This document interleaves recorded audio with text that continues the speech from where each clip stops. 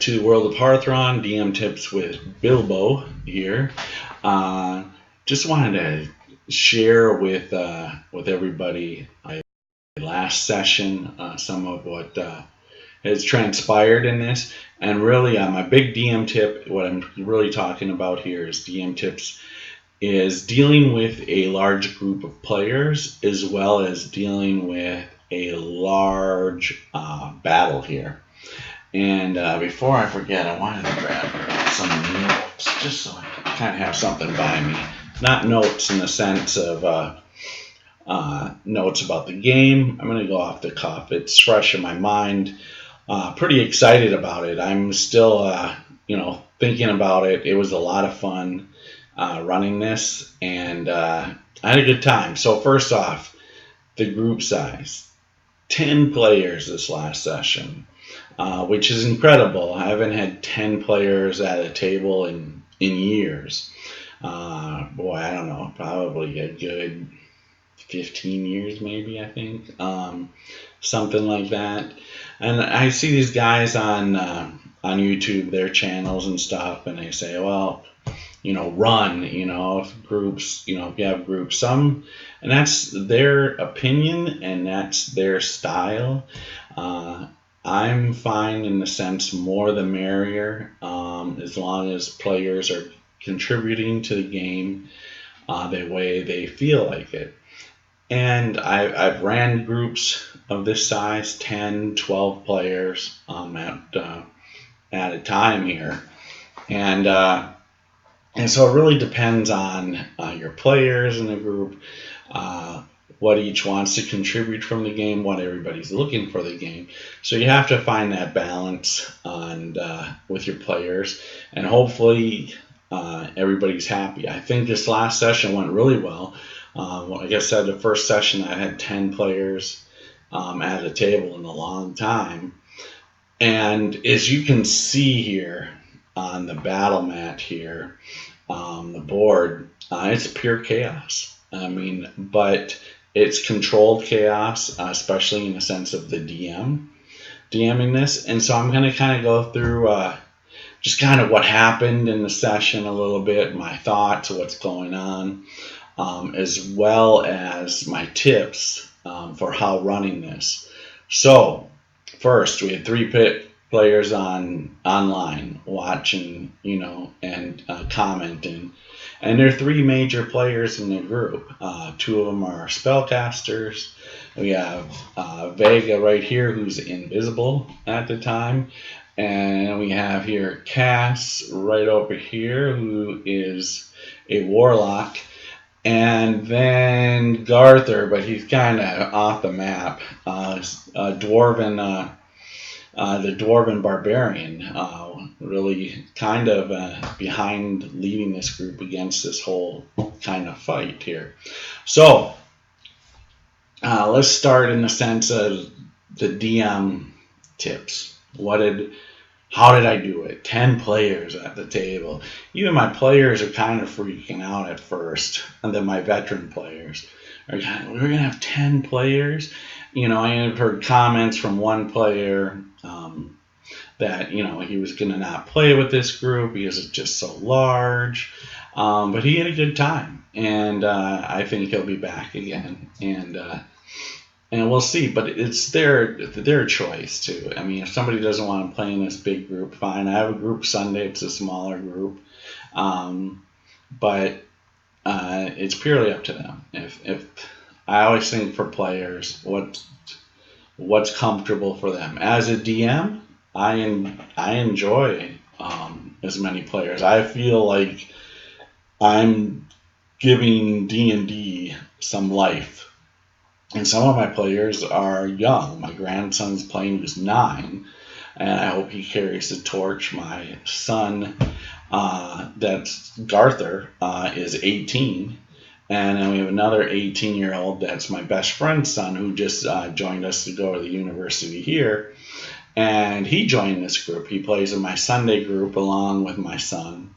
And so he joined this for the first time.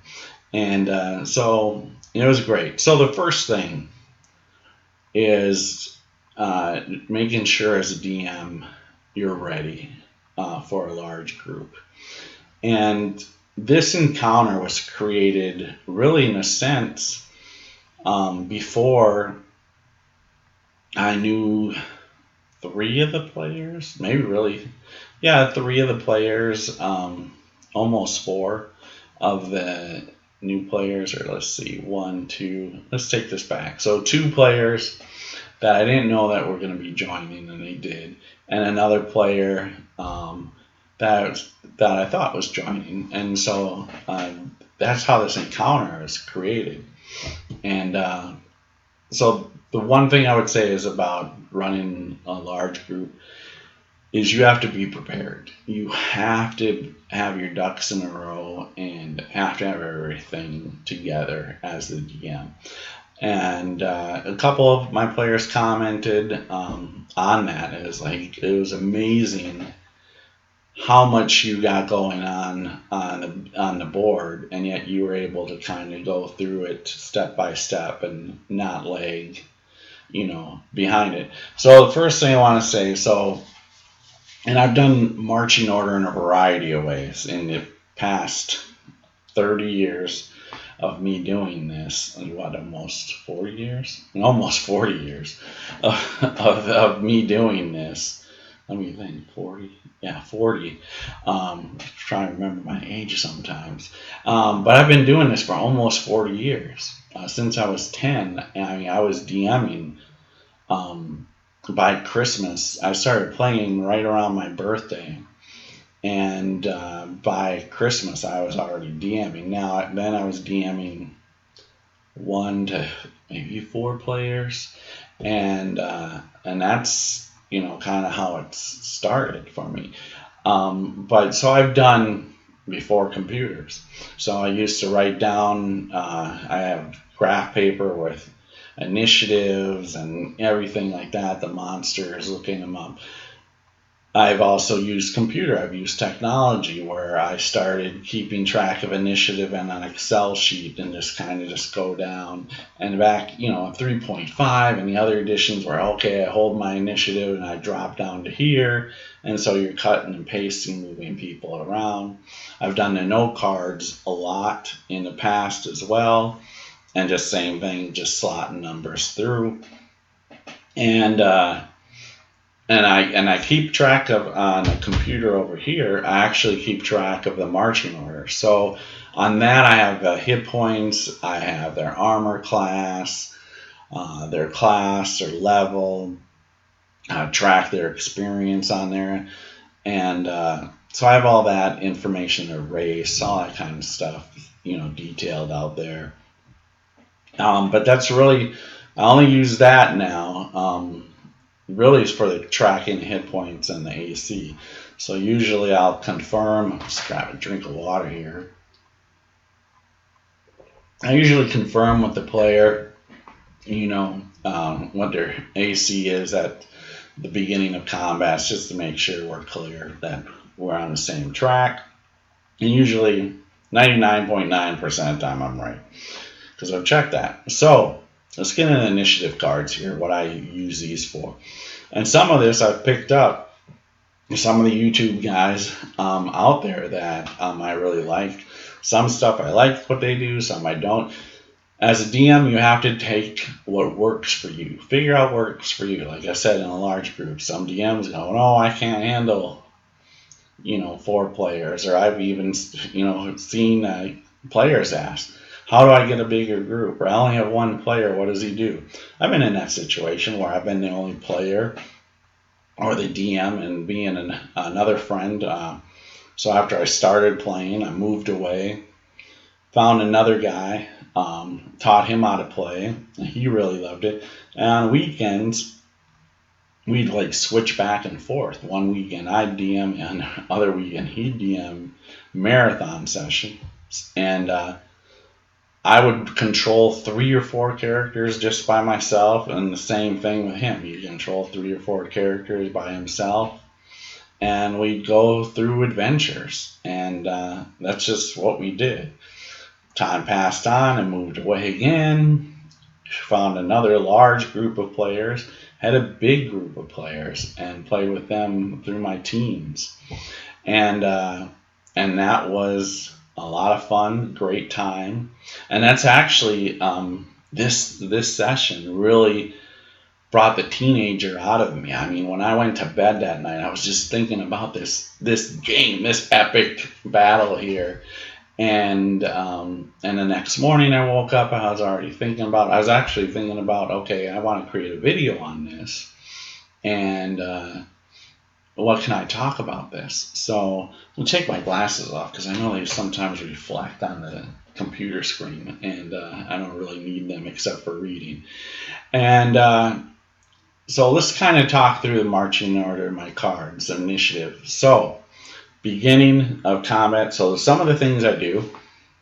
One thing I've done is I roll the initiatives of the creatures, the encounters, before we even play. So I have them all up. So let me just grab one of the cards here. So here's one of the bad boys here in the group, and so on their cards now, and I used to just really quick. So that's just really quick. It's just one of the players. All I used to do, and this would be for creatures as well as players, all I would do is have their name, and I used to like write the number of their initiative in the corner. But then you're erasing and back and forth. So I try to stay away from that, except for the bad creatures. So now, in a sense, okay, I know this fight's happening. This is going to happen. So I'm rolling initiative before we start the game. While I'm prepping, I'm rolling initiative. So I set all my monster cards together on initiative. And so then when I start asking players, in a sense here, so we go to the top, beginning of the next round, because we left off still in the thick of battle here, excuse me. So a new round's coming up. And sorry, we're talking. The big thing out of the room, Monty there, our wyvern. He's just really shown up to battle a couple rounds ago. So here he is, going to get into battle. It should be very interesting. The game's going to get wild here. They already think it's intense and wild. It's going to get crazier here soon with Monty showing up. It'll be a lot of fun. So anyway, I go start with all my players around the table for initiatives. I'm like, so anybody 20, 25. And Slosh, the big boy, is the fastest. And Garther showed up this last session and be the next. Then I have an NPC, or not an NPC, but a villain. One of the bad guys here. He's in here. So his card's there. And then just as I go through the rest of the players, anybody, 19 through 20, and put another player. And then, there's another villain. There's another player. Another villain. He's dead, actually, so I can take him out of there. And then player. Villains. Player. Monty. Player. New player. Player. NPC, the cleric that they got. And then to roll it up at the end, actually, I'm missing a card, but I know what it's at, is their Berserker NPCs in the group. And then, lo and behold, another villain. And another NPC, or another player, and then another villain. So I'm going to put those cards away. So what do I do here on the bad guy? So he's dead. Now, the good thing is I can use this card over and over and over now. So I have it, and this is just a small little index card. Get plenty of information on there. And so what I do on the monsters here, so I have what it is, an ogre. So, and then in the right-hand corner, I put the initiative, and I have the AC, the hit points of the creature, the speed, dark vision, passive perception, if it ever comes into play. This, of course, is not going to come into play. Their saving throws across the board. What their weapon is, how much damage it does, what their plus is, missile fire if they have it, their range increments on that. So that's what I keep. That's what I have on this card. And so I can use this card another time when they fight ogre, or basic ogre. Now, of course, I modify creatures. And there's plenty of modifiers here. So these aren't your typical orcs. And I'll get into that here in a second. I'm not giving anything away to my group because they've been fighting them. So they kind of know what they're dealing with a little bit now. It's, they're 6 rounds through combat now.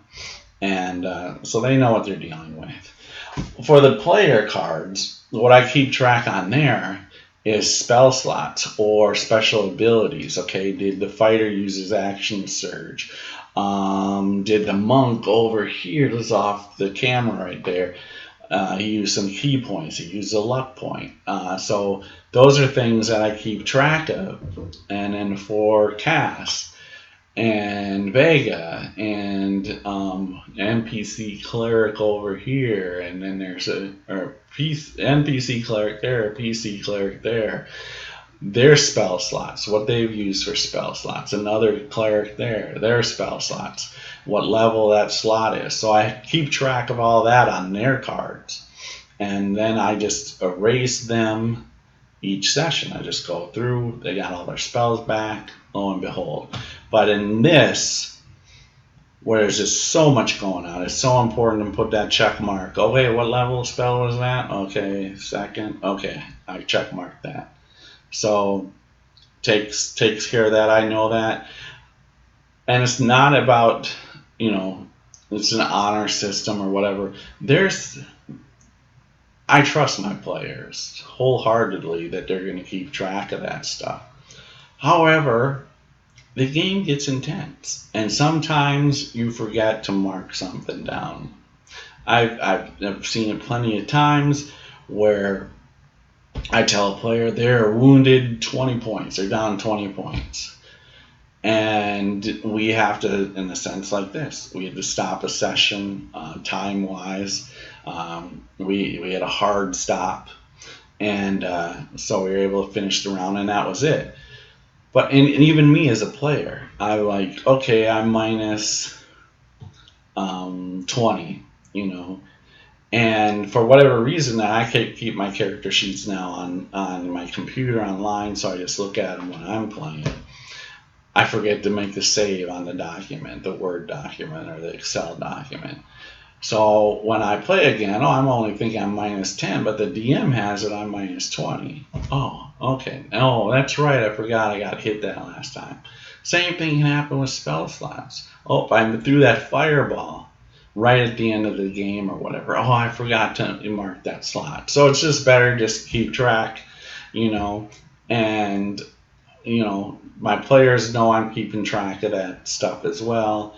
And it's just a safety net. And usually we're fine. Usually we're good to go on all accounts. So those are the key things. Be prepared.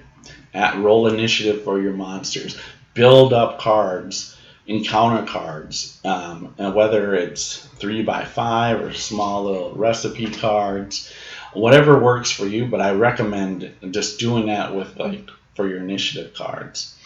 And I used to just have it on my computer and look at that, or a lot of times Monster Manual over here, I'm keying through that sometimes, and it takes away from the game. And I'm more conscious of that now that we're filming our games online. Just the time stuff, where I'm like, okay, can I be quicker on the time on this and that? And my players are also observant of that as well. And in the sense of spells, they'll let me know kind of what's going on. So let me tell you about this battle. And please go and watch these sessions, the Grey Guardians. We're on, I think this is our 7th session online. And this is an experienced group. Characters range actually anywhere from 2nd level, our newest character here, that's in the group, all the way up to a 10th level NPC Slosh, right there, who's invisible, Lizard Man, Barbarian. And he's invisible right now. He was about to go down. And but Vega here, invisible, saved his bacon, turned him invisible, and so let's kind of go chaos. Kind of go at the start. So, what is all this? What's this whole thing? So, the party is basically hired by these dwarves um, to this dwarven hold, Sunderhold, via Garther, to take on these orcs, and not necessarily a specific group of orcs, but this orc warlord named Grimnox, who is gathering all the orcs of the mountains, which is in the south of Terran, which this is where the group's at currently. And so they're working their way, trying to figure out, well, where is Grimnox? He's in the mountains somewhere, and they have no clue. And lo and behold, they found some news, and what they're really here is to save Dom's, hopefully find Dom's friend if he's still alive. And so they came riding down the road, and they're on their way to a certain tower that's been taken down by orcs.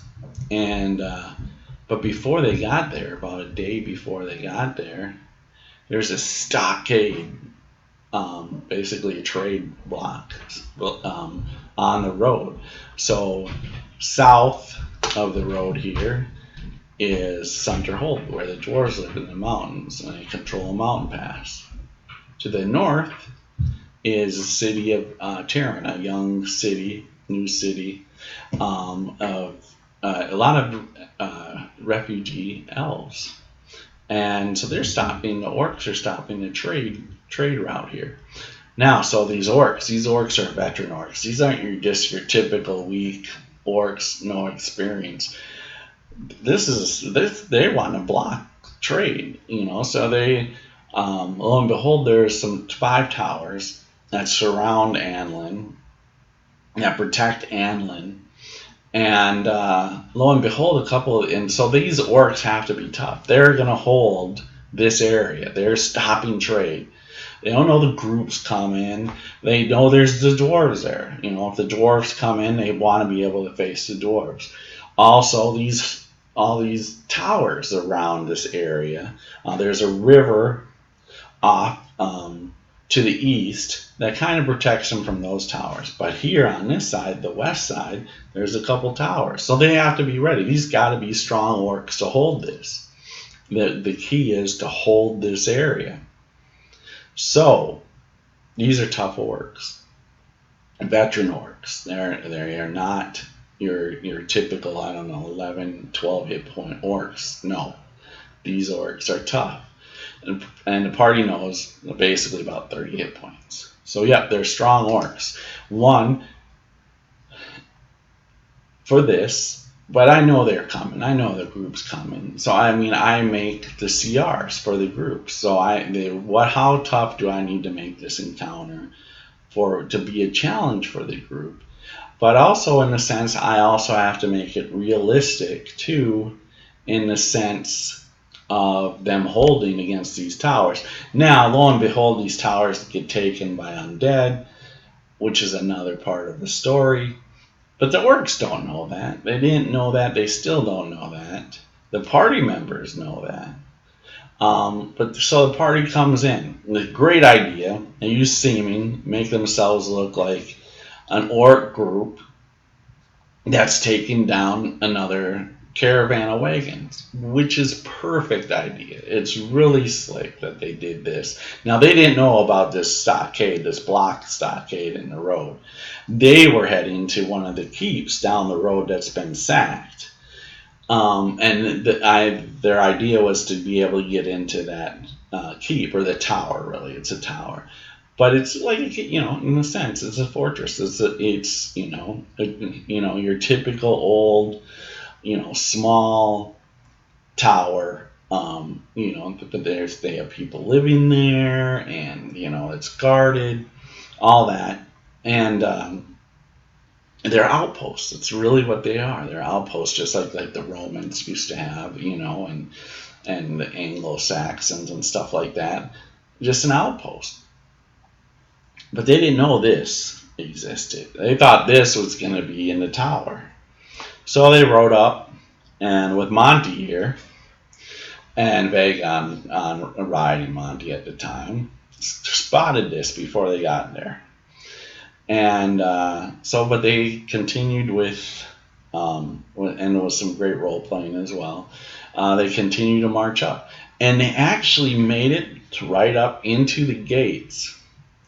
Right here is where the gates. They got in. One of the players did some great role playing as the orc leader, and what they're doing is they're trying to get all the wagons in here. That wasn't going to work.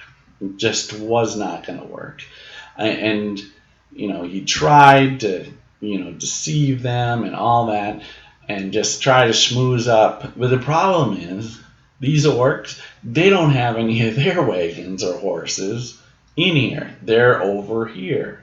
So why are they going to let some strange orc?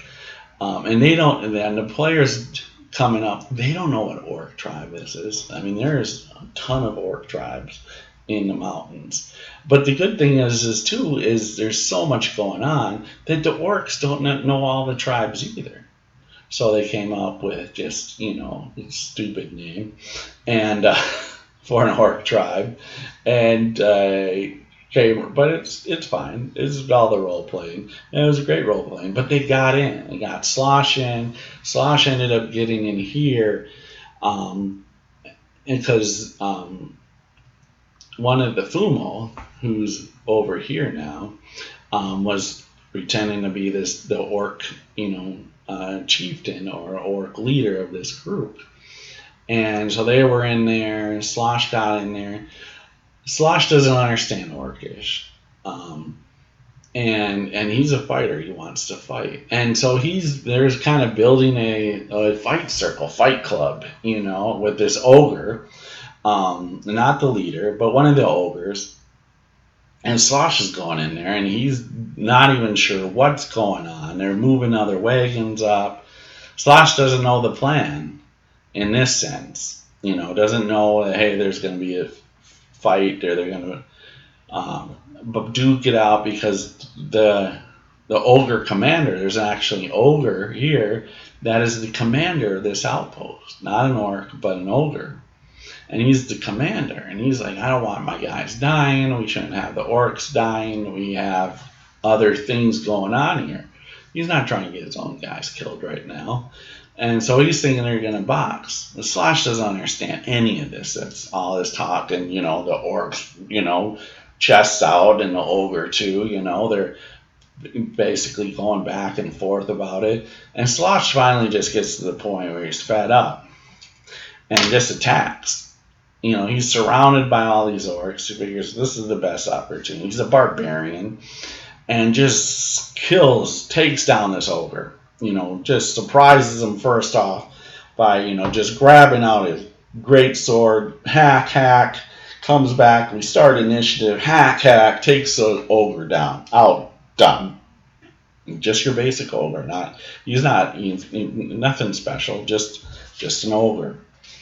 And lo and behold, then it goes crazy. And so the fight ensues. Slosh is surrounded. Fumo gets out of there.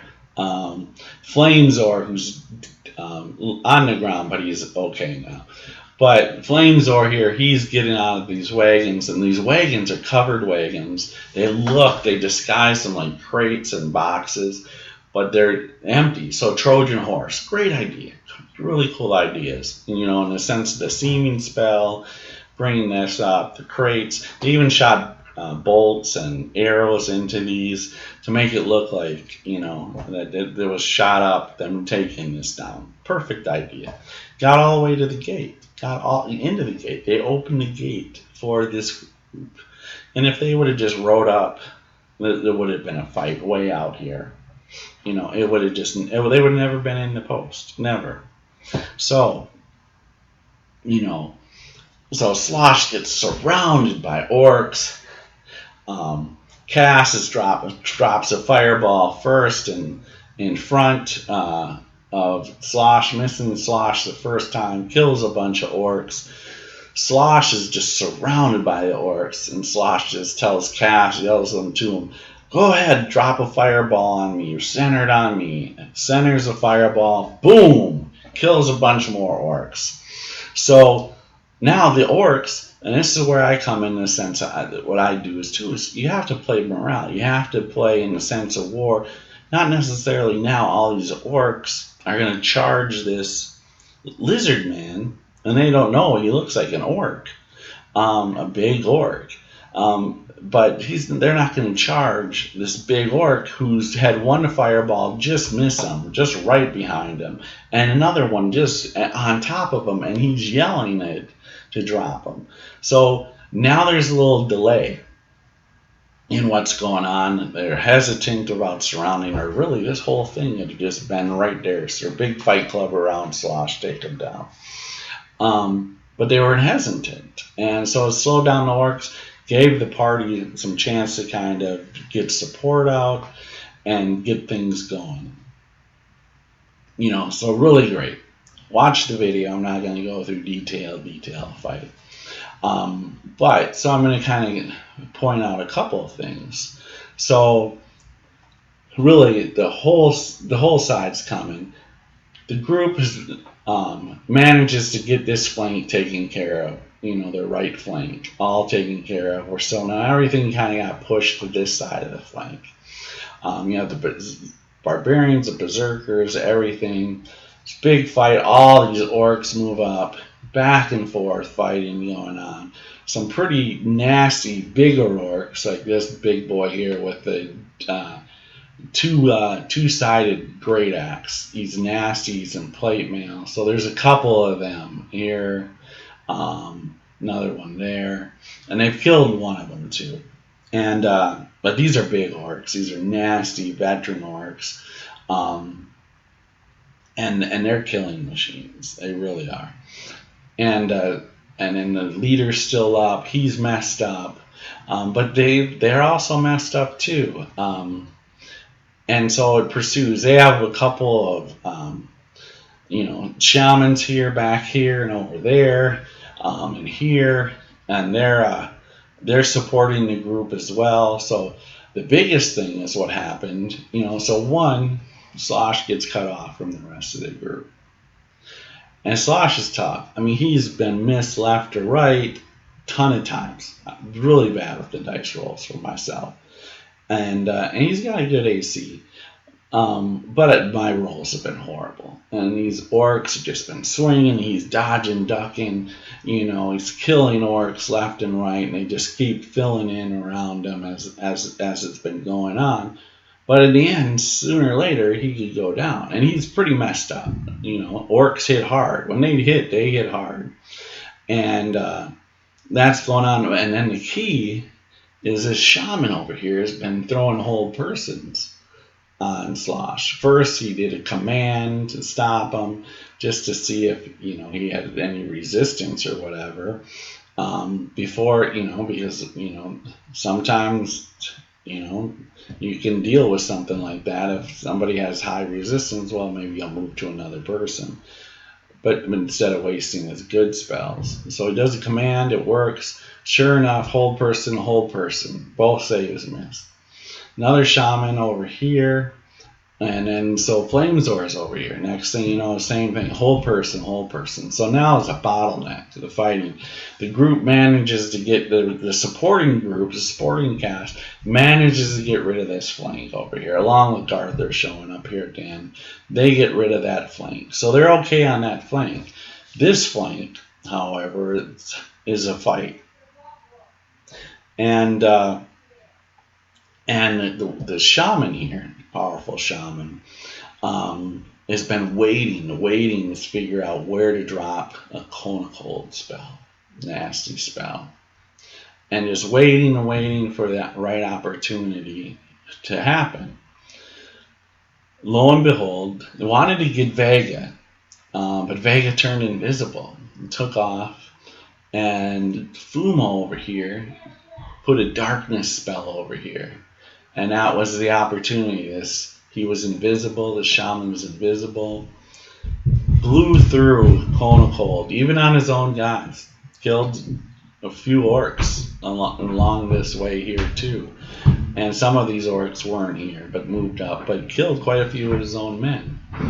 And the dwarves weren't here at the time either, But Fumo came riding thinking he could, start moving, getting this flank pushed in too. It was a good idea, except no one knew about this shaman. And so Freeze, this horse right now is frozen dead. And so was Fumo. But the dwarven clerics were able to get over here, heal up Fumo, get him alive again. Frozen horse. One of their barbarians went down, but was able one of the dwarven clerics was also being able to bring him back. So you got some support here. You still have some barbarians along the line here. So that is what's gone on. It's a crazy fight. Chaos plus way over here, one of the new characters we just introduced is over there, and he's supported. He escaped, and well, a little bit more. Somebody helped him escape, but that's more to come. And needless to say, this is a crazy fight. Large group, large amount of orcs.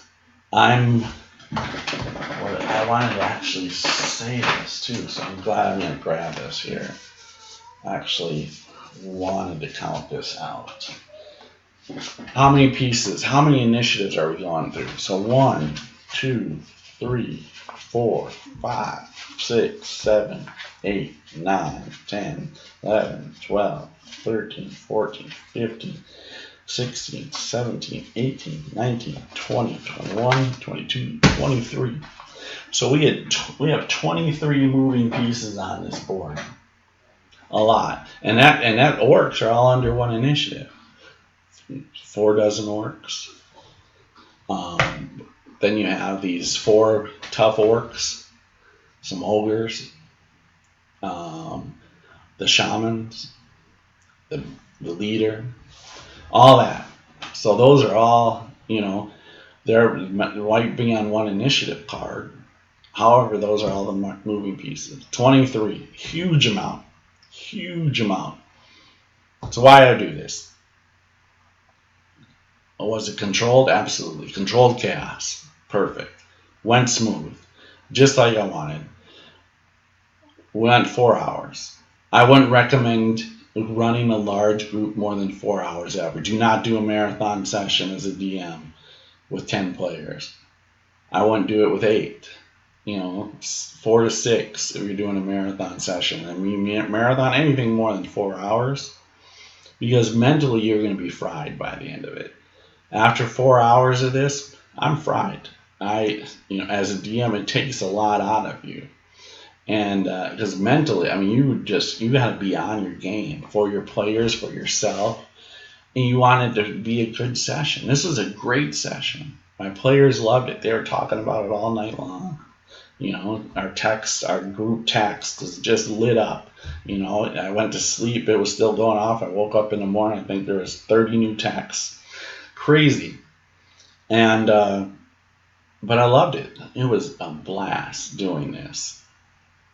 So 1, control. Have your initiative cards. Have your monsters now. Have all those details. Spells if it helps. Even your players helping out with their spells. So 1, just think of this. They all look like orcs. This is the seeming spell, or they look like captured from the orcs. And then Cass, in his necromancy ways, does animate object on 5 of these orcs that were dead. And it was perfect. It was fun. Now that would have probably helped knowing, I know he wanted to surprise me, but it could have helped because I could have built a card for him for the animate object, and then just been able to put that kind of in there so I know in the sense of how much damage, the AC, the hit points. So I just had the player's handbook open to the spell, And this is when I sense that players can help out. 5e is still new to us. We've been playing really since the spring. And I have read the player's handbook 3 times. However, I've not read every single spell 3 times. I've read the rules of all players' handbook 3 times. Read some spells. But so sometimes, if it's a spell, I would say it has more than one paragraph in it. Give the DM a heads up if you know you're having a big game and hey, I'm thinking about using this spell. What do would this work? And that was his thing because he's like, I want to really have, he's not animating the dead. But I really want to animate, he was like, I can do the weapons if not, but the whole necromancy thing, I want to animate the orcs and attack as animate objects.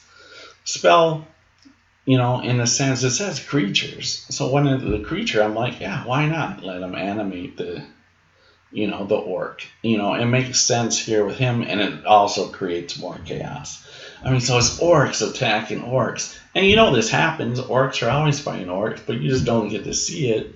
In a sense here, these are players pretending they look like orcs, and they're not.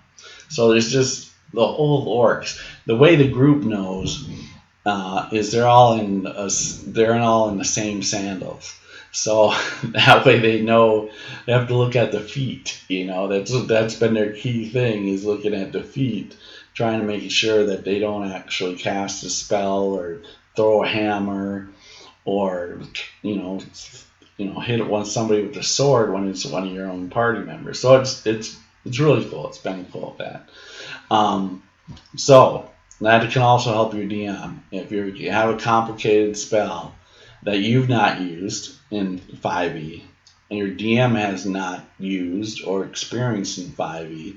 Check with them. Send them a text or an email, and not right before the game. The DM's too busy prepping the game, or they might not be around. For me, a lot of times, doing stuff with my family, and I have this all planned out. I told some of the players, I have this whole campaign already down, already written up, all the creatures, everything. So I'm on just pure DM coast mode for quite a while. In a sense, I'm prepped, I'm ready. I still have to get things ready. I have to get the right counters ready. I have to reread what my story plots are, all that kind of stuff. But in a sense, I have this all down. I know what their next encounter should be. I have the encounter after that. I have the encounter after that, etc., etc. So now the group could go a different direction, and I'll just go with that. I just deal with it. But I have it all down. Same thing with my other campaign. I have 2 storylines done with that group too. That's already so pretty easy. I had to crack open Monster Manual once just to check something out and see if I was right with a certain rule, and that's perfect. So be prepared as a DM, and your players will appreciate it. You'll appreciate it in the end because you'll be able to have a good session and be able to just run things smoothly, and we're ready for the next session. Next Saturday, we're all set. They're all pumped, can't wait.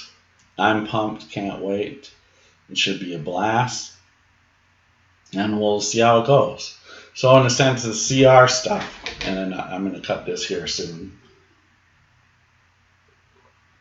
But I see this talked about a lot about, well, you have a bigger group than 4. The standard in the Monster Manual is built for, the CR rating is built for 4 characters. And that's perfect. That's how they created their rules. And that's exactly what you want. But you have to figure out, in the sense, okay, well, I have more than 4 players. I have 6. So what do? Do you fight a higher CR? Do you just add a little bit? And that's where the fine balance is. So with my orcs here, What did I do? I didn't want to increase their to hit or their damage. They're nasty. They're nasty. When they hit, they do a lot of a D12 plus 3. That's a lot of damage. If just think of it, I roll a 12, that's 15 points to a character. Huge amount. I'm not trying to kill my players. I'm not trying to kill my story. I want this to go on. Now, if somebody goes down, they'll go down? Absolutely. Fumo got frozen. Down. Flamezor, surrounded by orcs, and he's a tin can, huge amount of hit points. Slosh, huge amount of hit points. He hasn't gone down, but those are their tanks. Garther is a tank, but he's way back there, and that's because he's a football player, and can't necessarily make every session. Might not be at the next session, so he's kind of playing it safe in the back. If he gets to play, I'm sure he's going to kind of come in charge and save the day. He helped get rid of that flank over there. And if he can play, I'm sure he's going to come right in over here, help Flamezor. All these orcs now are going to be misdirected because Slosh is invisible, and he's up first, and he's about to wander right on over here. That's where he's going. So it'll be interesting to see how that all plays out. So CRs. So what I did is I increased their hit points to 30. So I made them tougher. I know what the group can do, spell wise and stuff. So I know there's fireballs right here. And a fireball, the right amount of damage can take out a ton of orcs. And they have. They've killed a lot of orcs. Slosh is a killing machine. Flamezor is a killing machine. Garther. What happened here of them getting separated and surrounded, that's probably a mistake. Slosh is an NPC. I'm not worried about it. He is an NPC. He's going to do his thing as long as he's not harming the group, which he's not. And the situation, they kind of didn't tell him about this plan about them going to be in a fight, a fake fight. So he was ready to fight, and that's what he did. He's a lizard man. He's not that intelligent, and he's a barbarian. He's bloodthirsty. He's a bloodthirsty barbarian with the group, which they enjoy. They love having him because he's a killing machine. He has killed a lot of orcs. A lot of these orcs are all wounded because of him. Flamezor, a fighter, bloodthirsty fighter as well, and he was trying to get his way to help Slosh.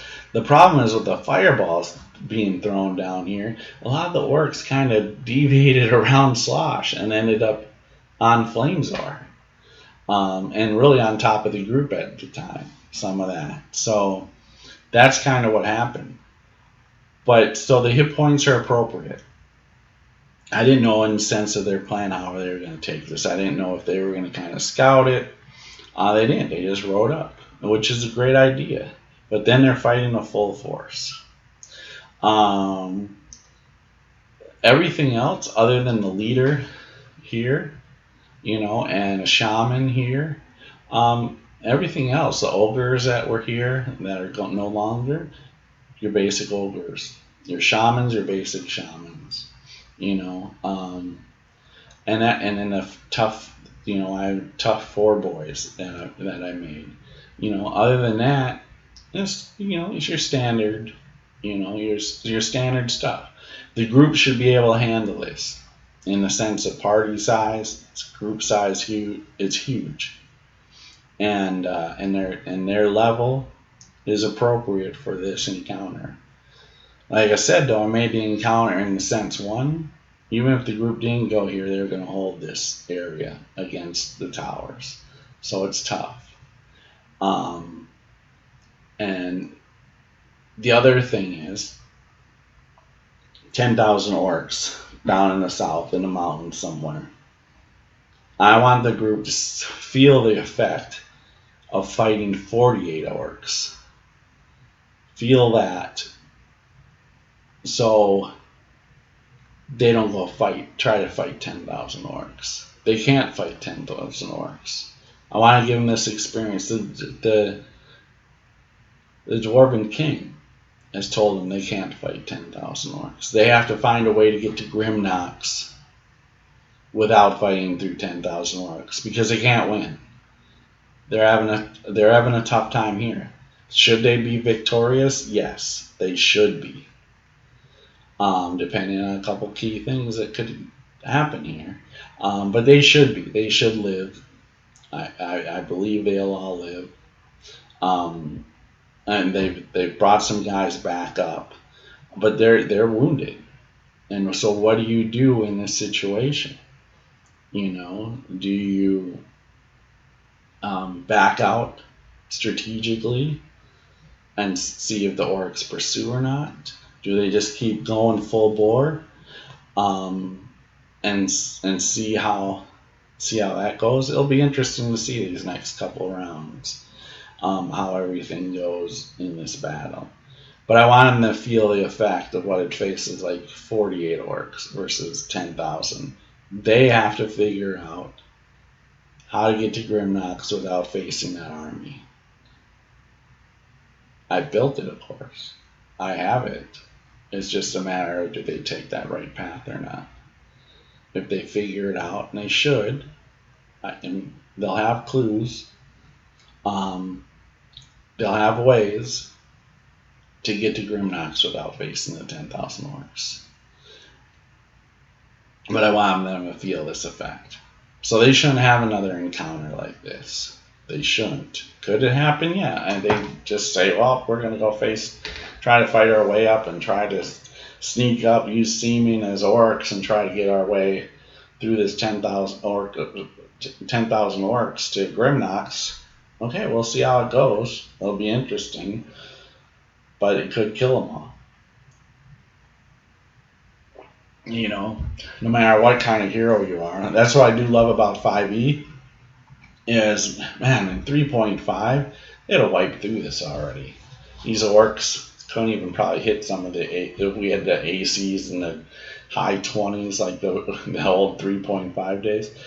Slosh and Flamezor and Garthur, they couldn't even probably be hit, Now I love it. And it's like, these guys can hit. There's effective, even if I didn't even modify the hit points. If I just left them at 11 or 12 hit points, whatever it is, they could still be effective. Now, Slosh probably would have killed a lot more. Flamezor would have killed a lot more. But if you see all these little red counters, all these dice, that's the hit points, wounds on these orcs. So there's a lot of them wounded here. A lot of them could end up dying here fairly quickly. Could end up routing, Do they kill the ogre leader? They kill him. I play within the sense of morale.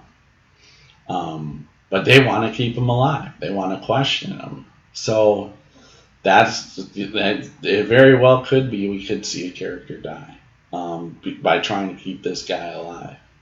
It'll be interesting next session to see what happens. If they kill him, good chance that, man, half of these orcs could run out to the plains. The mountains are that way, so they're not going to run through the group, but they'll scatter. And probably try to make their way to the mountains if they survive. So it'll be interesting to see. But can you run a big group of 10 players, 12 players? Yes, you can. It's just what you're comfortable with doing and what your group's comfortable with. If I have a player that just says this is just too big for me, I'll be like, okay, I understand. You want to play in my Sunday group? Feel free, And the Sunday group's like, I don't know, 6 people, So, it's still big. The biggest thing, too, is making sure you're going around the table. With the battle, it's easy. Just go through initiatives. The other thing is I have advantage. I've been wargaming just almost as long as I've been playing D&D. So I got into Middle-earth war games. One of the guys at the hobby shop that I used to go to, we would reenact Middle-earth wars. And I'd be on the side of the I'd had an elven army. I've had a dwarven army. I was always good guys. I even built an orc army. I have them in my garage. I have tons of figures, hundreds of figures in my garage, armies that I've had since I was 11, 12, 13 years old. And so this, to me, is not a problem because I used to do it in a sense when we battle, have these wars, and in those, man, you'd set up figures for 3 or 4 hours before you even war, and you war for a couple hours, and then you take it down. You don't even finish the war. It just took so much to just set up the army. It's always cool to see, the you have all the elves army here, maybe a dwarven contingent, and just massive amount of orcs, and you'd have the ring race over there, and the trolls and ogres and whatever. Or, once occasionally some guy would show up with some treants, and I mean those were fun times. They were great times. It was more about setting up the armies and hanging out with the guys and doing the wars. We never finished those battles. Never finished them. They would just always go where we just never finished. This will finish. We should finish this next session. This should be the conclusion of the next session. I doubt we'll go into another round. It could happen. Very well could. We'll see what happens. The group's in a kind of a weird mojo, in the sense, like I said, Fumo is just barely alive. This barbarian just barely alive. Slosh hasn't gone down, but he's messed up. At least he's invisible. Flamezor barely alive. You have Mardor supporting him over there, and Asknod, the gnome barbarian. There's some barbarians here, so you have some support. Back here, you still have Cass. You don't know what he's going to do next. And then Garthur is the big question mark. If he gets to play next session, he can come through here and lay waste and be a big help for the group. But if he can't play, he won't be here, and he'll just ride back to Sunderhold. And that could very well mean one or two characters end up dying over there. It very well could happen. We'll see. It's the dice. I was very unlucky this last session. I'm not trying to kill the characters. I just try to play out the story that I have written for them to go through. And the dice are neutral. I'm not trying to, kill off anybody. It was, Fumo put himself in a bad position there. I was looking to do this Cone of Cold. I mean, there's a couple rounds where I'm like, where does he put it? He can't put it over here on his leader. But he was thinking about moving up there and then kind of shooting it off this way. He wants to keep his leader alive. And he was going to get Vega. Vega's right there. He's going to move up, cast it. And probably Vega bent down. But Vega turned invisible, wandered on over there to help Slosh. Fumo shows up over here riding around, does this darkness to help him with his spells. But the shaman, a spellcaster. I know he's going to be in the middle of this, and he sacrifices some of his own men, and he doesn't care. He's an ogre. He sacrificed some of his men. Cone of Cold, frozen, just tundra. It was nasty. Fumo missed his saving throw. Horse, his favorite horse, missed his saving throw. The bad thing is Fumo had two inspiration dice and forgot they were just sitting there. I awarded him one for role playing the session before, and then he did a recap, and so I awarded him another one. So he had two 20-siders sitting there. Now, knowing Fumo's luck, he would have missed again anyways, but he forgot. He completely forgot. I, as the DM, wasn't thinking about it. I don't look at that stuff once I give those dice out. In an intense situation, I'm going to forget. if it's not that big a deal and I see the dice there, especially with a newer player, but he's a veteran, should know better. And the veterans are pretty good. Hey, don't forget you could use that inspiration die.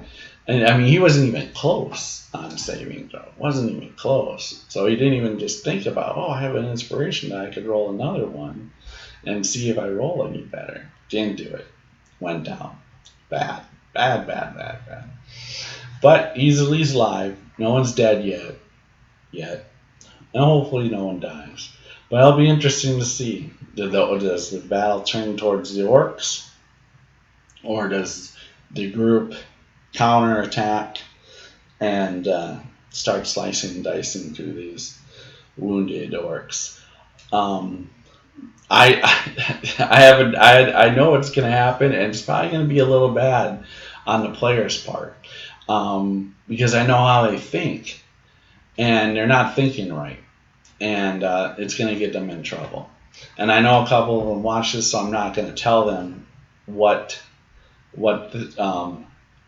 their flaw is, what their fatal flaw is about to happen, and that could very well be trouble for them, because I know what a couple of players are thinking or what they want to do, and it's probably going to backfire on them, and it'll be interesting to see what will happen here. But that's player decision, and I'll probably recap that next week if they have a whole week.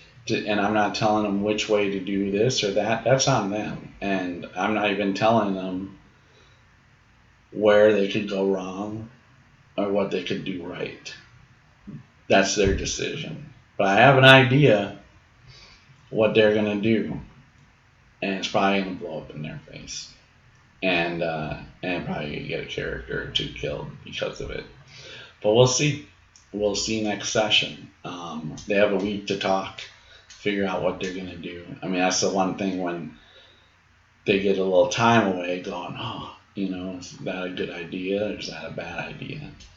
And if they would have kept going, if we had played another hour, it'd probably have been a bad idea because I already kind of know what they're doing or their thought process is. So guys, you have a clue. A couple of you guys that watch this video, you have a few days to figure out how do we attack, how do we counterattack, what do we do here, and it could very well get them in trouble. It might not, but it could. So tune in, watch next Saturday. We'll be running this live, probably about I think around 3 p.m. Central Time. You guys like the little later session? That's my goal. But until then, I hope you guys learned something. This chaos, watch it. Young DMs, watch this session, this last session we just had. Check it out and just see how it went. All my players, 10 of them, they all loved it. No one felt neglected. I know that. It was long session. I mean, long session, 4-hour session.